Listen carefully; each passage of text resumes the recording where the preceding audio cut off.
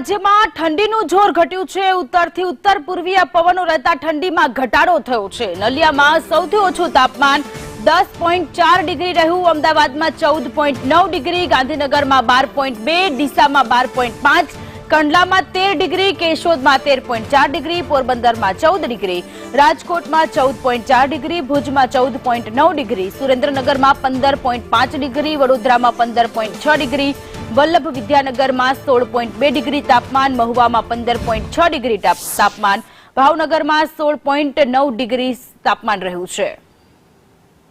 તો રાજ્યમાં ઠંડીનું જોર ઘટ્યું છે। ઉત્તરથી ઉત્તર પૂર્વીય પવનો રહેતા ઠંડીમાં ઘટાડો થયો છે।